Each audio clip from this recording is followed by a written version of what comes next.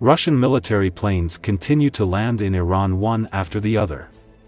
Iranian analyst Hayal Mwatsi wrote about this. Events are developing very interestingly. I mentioned in my analysis that if the war starts, Russia will be with Iran, he said. It should be noted that Iran is expected to attack Israel in order to avenge Ismail Haniyeh, the head of Hamas, who was killed in Tehran.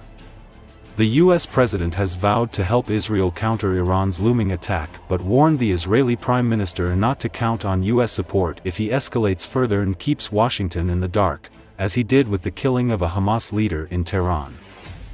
According to an Axios report citing 2 US officials, President Joe Biden had a tough call with Prime Minister Benjamin Netanyahu, where he vented his frustration from the fallout from Israel's escalatory action, as his administration tries to broker a hostage and ceasefire deal between Israel and Hamas.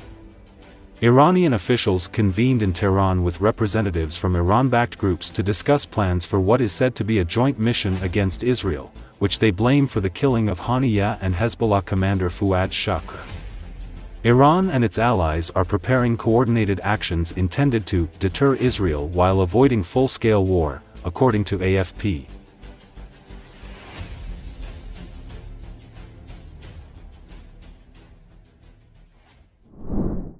Russia intends to deploy offensive missiles within striking distance of Western Europe if the United States fulfills its promise to deploy a similar capability in Germany in 2026, Russian President Vladimir Putin said during celebrations to mark Russian Navy Day, Defense News reports. He said Russia would take mirror measures to deploy the weapons which can carry nuclear warheads, taking into account the actions of the United States, its satellites in Europe and other regions of the world. Putin added that American plans to deploy medium-range missiles in Germany pose a threat to Russia.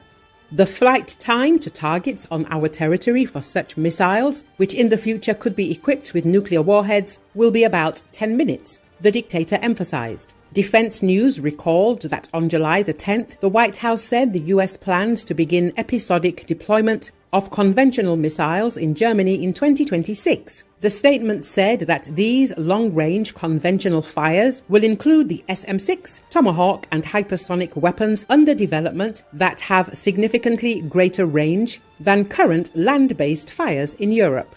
Nikolai Sokov, a senior fellow at the Vienna Center for Disarmament and Non-Proliferation Studies, who studies Russian missiles and arms control, said it was unclear exactly what missiles Moscow would try to use or deploy. He added that the land-based caliber was an obvious choice, stressing that it would be easy to develop and test before 2026. In addition, increasing the range of the Iskander or reviving the suspended Rubez project could be on the agenda. The publication emphasizes that Iskander missiles are already deployed in Kaliningrad and Belarus, while longer-range systems could be located deep inside Russian territory, which would increase the early warning time on both sides. There is also a cruise missile, the 9M729, which the US believes was fielded in the 2010s. Michael Ditzman, a research fellow at the James Martin Center for Non-Proliferation Studies in California, said in an email to Defense News. According to him, Putin, in his Sunday speech, mentioned coastal troops, which could include coastal artillery. The Russian military has used 2 of these systems, Bal and Bastion, to strike land targets in Ukraine. With the Onyx M missiles, the Bastion unit based in Kaliningrad could hypothetically strike all of Poland in addition to its anti-ship mission, the expert believes.